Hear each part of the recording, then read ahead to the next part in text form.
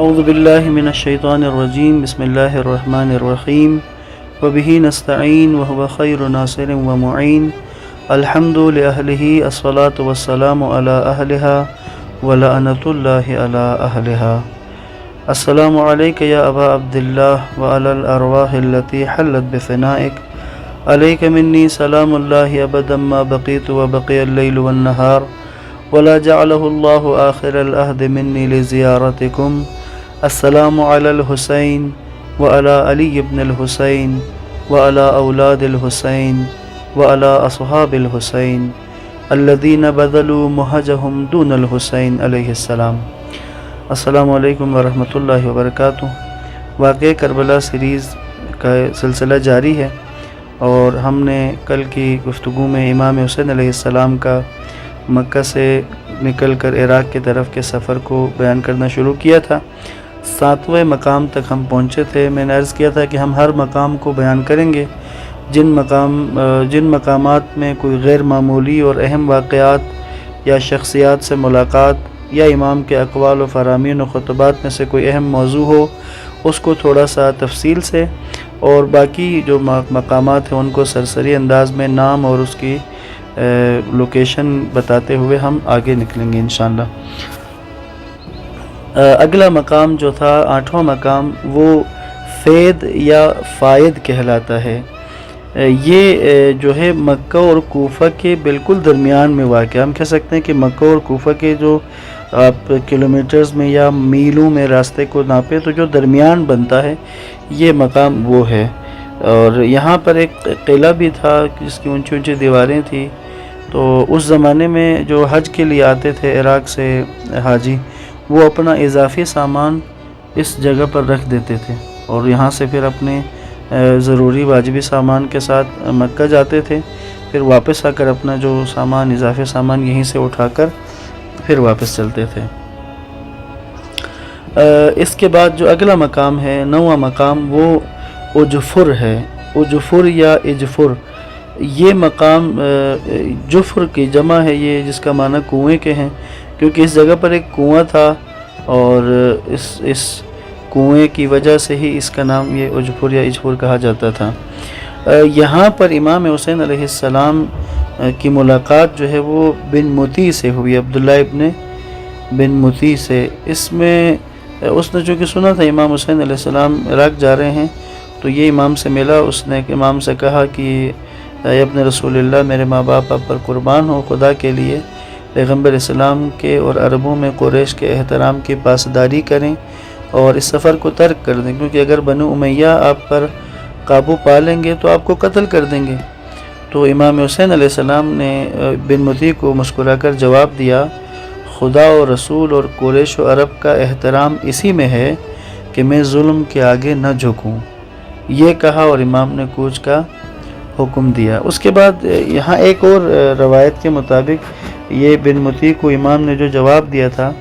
وہ یہ تھا کہ تم لوگ یہ سمجھتے ہو کہ مجھے اپنے انجام کا علم نہیں ہے، یا بغیر سوچے سمجھے سفر کر رہا ہوں؟ تم جان لو کہ دین اسلام کی حفاظت، خانہ خدا کا احترام، نماز اور روزہ کی بقا اسی میں ہے کہ میں اس سفر کو جاری رکھوں اور لباس شہادت میں اپنی بات لوگوں سے منواؤں اور لوگوں تک حقائق پہنچاؤں۔ مجھے اپنے جد بزرگوار کا حکم ہے کہ مسلمانوں کے ضائع شدہ حقوق کو ظالموں کے ہاتھوں سے واپس دلاؤں۔ اگر آپ کو یاد ہو، ہم نے شروع کی قسط میں عرض کیا تھا خطبہ منا والے موضوع میں، جس میں امام حسین علیہ السلام نے امر بالمعروف اور نہی عن المنکر کی تعریف میں اس جملے کا ذکر تھا کہ مسلمانوں کے ضائع شدہ حقوق کو ظالموں کے ہاتھوں سے واپس دلانا۔ یہاں اس مقام پر امام نے بن مطیع کو مخاطب کرتے ہوئے اسی طرح کی بات کی ہے۔ یہ 9واں مقام تھا۔ اس کے بعد یہ قافلہ عشق، یہ قافلہ نور حسین ابن علی علیہ السلام کی سربراہی میں اور بنی ہاشم کے جوانوں کے ساتھ اور اصحاب رسول کے ساتھ، یہ اگلا مقام جو 10واں مقام ہے وہ خزیمیہ ہے یا خزیمیہ۔ یہ مقام جو ہے وہ یہ ایک مشہور مقام تھا، اور یہاں پر امام علیہ السلام نے ایک قیام کیا ہے، ایک دن اور رات یہاں پر امام نے آرام کیا، قیام کیا، اور یہاں کا جو ایک اہم واقعہ جو تھا تو وہ یہ تھا کہ جس وقت امام یہاں سے روانہ ہونے کے لیے تیاری میں مصروف تھے تو اس وقت امام کی ہمشیرہ جناب زینب کبریٰ سلام اللہ علیہا آپ کے پاس تشریف لائیں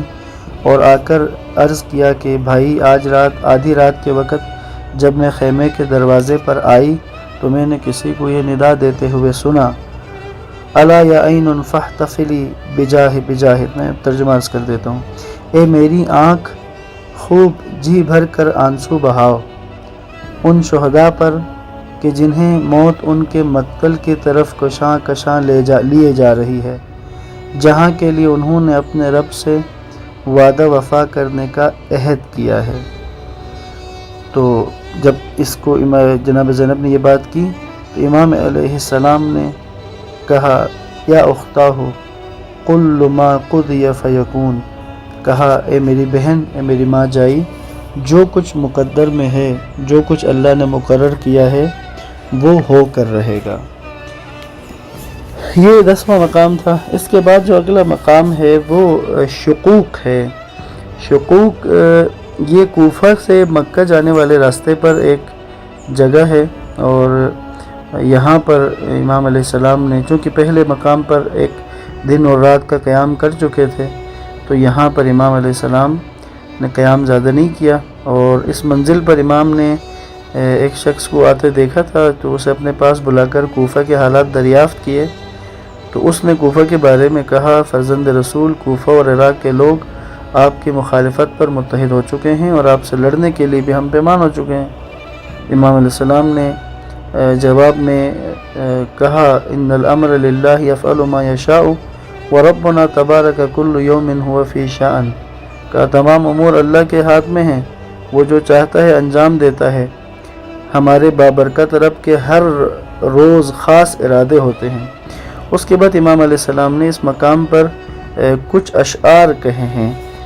میں ان کا ترجمہ آپ کی خدمت میں عرض کر رہا ہوں۔ اس دنیا کی زندگی اگر بعض لوگوں کی نگاہ میں قیمتی اور گراں بہا ہے تو خداوند عالم کا ثواب اور جزا اس سے زیادہ قابل قدر اور قیمتی ہے۔ اگر مال کا جمع کرنا اس لیے ہے کہ آخر اسے چھوڑ جانا ہے تو پھر کسی شریف آدمی کو کیسے زیب دیتا ہے کہ وہ اس مال کے بارے میں بخل سے کام لے۔ اگر انسان کی روزی اور رزق تقسیم اور مقرر شدہ ہے تو پھر روزی کمانے میں انسان جتنا کم حرص کرے اتنا زیادہ بہتر ہے۔ اگر بدن مرنے کے لیے ہی پیدا کیے گئے ہیں تو انسان کا راہ خدا میں قتل ہو جانا کتنا بہتر ہے۔ اے آل احمد علیہ السلام، تم پر خدا کا درود و سلام ہو، اور میں بھی خود کو دیکھ رہا ہوں کہ بہت جلد تمہارے پاس سے کوچ کرنے والا ہوں۔ یہ جو مقام تھا یہاں پر امام کی ملاقات مشہور شاعر فرزدق سے ہوئی۔ فرزدق کے بارے میں تھوڑی سی میں تفصیل بتانا چاہوں گا۔ فرزدق یہ کوفہ کا رہنے والا تھا، شاعر تھا، اور امام علیہ السلام سے جب اس کی ملاقات ہوئی ہے تو اس نے اس کا نام جو فرزدق ہے، اس کا اصل نام تو حمام تھا، اور اس کا لقب جو ہے یا شاعری تخلص جو ہے وہ فرزدق تھا۔ تو فرزدق سے جب امام کی ملاقات ہوئی، امام نے اس سے کوفہ کے احوال پوچھے تو اس نے جواب دیا کہ آپ کوفہ کے لوگوں کے دل آپ کے ساتھ ہیں اور ان کی تلواریں آپ کے خلاف ہیں۔ تو اس کے بعد یہ فرزدق جو ہے یہ امام حسین علیہ السلام کے ساتھ تو نہیں گیا، امام کے قافلے میں شامل تو نہیں ہوا، لیکن یہ اموی خلیفہ جو ہے ہشام ابن عبد الملک جو ہے وہ ایک دفعہ اپنے احباب کے ساتھ، اپنے لوگوں کے ساتھ حج پہ آیا ہوا تھا۔ تو حج پہ ظاہر ہے کہ بہت زیادہ رش تھا، کعبے کے گرد طواف میں ہجوم تھا، تو اس نے کئی دفعہ کوشش کی کہ جا کر حجر اسود کو بوسہ دے، لیکن یہ آگے بڑھتا تھا، لوگ اس کو دھکیل کر پیچھے کر دیتے تھے، یہاں تک کہ کافی کوشش کے بعد تھک کر یہ پیچھے جا کر بیٹھ گیا۔ جب یہ وہاں بیٹھ گیا تو اتنے میں وہاں پر امام زین العابدین علیہ السلام تشریف لائے۔ امام جب تشریف لائے تو اب وہ وہی بھیڑ جو پہلے ہشام کو دھکے دے دے کر پیچھے کر رہی تھی، تو امام کو آتے دیکھ کر بھیڑ چھٹنے لگی، یہاں تک کہ سب لوگوں نے راستہ دے دیا، اور راستہ دے دیا۔ امام بڑے پروقار انداز میں کعبے کے قریب آئے، حجر اسود کو آ کے امام سجاد علیہ السلام نے بوسہ دیا۔ بوسہ دینے کے بعد جب امام واپس چلے گئے طواف، اور اس کے بعد تو جو شامی آئے تھے اب یہ شام کے ساتھ، تو انہوں نے ان میں سے کسی شامی نے پوچھا ہشام سے کہ یہ کون شخصیت ہے کہ جس کے رعب و عظمت کی وجہ سے لوگوں نے حجر اسود کے لیے خود بخود راستہ صاف کر دیا۔ تو اب یہ تو جانتا تھا امام سجاد علیہ السلام کو، لیکن یہ اندر سے جل گیا تھا کہ کیونکہ اس کو تو کسی نے لفٹ نہیں کرائی، اور امام سجاد کے لیے اس قدر احترام لوگوں نے کیا، تو اس نے جل کر کہا میں نہیں جانتا۔ تو اس وقت یہ فرزدق شاعر حالانکہ اسی کے ساتھ آیا ہوا تھا، تو فرزدق وہاں پر تھا، تو اس نے جب دیکھا کہ اس نے کہا امام سجاد کے بارے میں کہ میں ان کو نہیں جانتا، تو پھر فرزدق نے فوراً کہا کہ میں تمہیں اس ہستی کا تعارف کرواتا ہوں کہ یہ کون ہے۔ پھر اس نے فی البدی وہاں پر ایک قصیدہ امام سجاد کی شان میں کہا، جو آج بھی عربی زبان میں ایک مشہور قصیدہ غالباً میمیہ فرزدق کے نام سے یہ بہت مشہور ہے یہ قصیدہ، تو میں اس کے چند جملے آپ کی خدمت میں عرض کر رہا ہوں۔ تو فرزدق کہتا ہے کہ ہشام اگر تم نہیں جانتے ہو تو سنو، یہ وہی ذات ہی تو ہے جس کے قدموں کے نشانات کو مکہ کی یہ بطحا کی سرزمین پہچانتی ہے، اسے بیت اللہ بھی جانتا ہے اور حل و حرم اور اس کی معرفت رکھتے ہیں۔ یہ دنیا کے تمام لوگوں میں سے خدا کے بہترین بندے کے فرزند ہیں، یہ پاک و پاکیزہ اور خدا کی منتخب اور مشہور شخصیت ہے۔ یوں امام سجاد علیہ السلام کی شان میں کافی ابیات پر مشتمل ایک قصیدہ فی البدی فرزدق نے پڑھا۔ تو اب ہشام کے سامنے جب اس نے یہ پڑھا، ہشام نے فوراً اس کے اوپر اپنا نزلہ گرایا اور اس کو گرفتار کر کے زندان میں ڈال دیا۔ تو یہاں یہ کہتے ہیں کہ فرزدق جو ہے اس کی وفات کے بعد کسی نے خواب میں اسے دیکھا اور پوچھا کہ خدا نے تمہارے ساتھ کیا کیا؟ تو فرزدق نے جواب دیا کہ حضرت امام زین العابدین علیہ السلام کی شان میں نے جو قصیدہ پڑھا، خداوند عالم نے اس کی وجہ سے مجھے بخش دیا۔ تو یہ فرزدق کا قصہ تھا۔ تو اس کے بعد جو ہے یہ امام حسین علیہ السلام سے جب یہاں پر ملے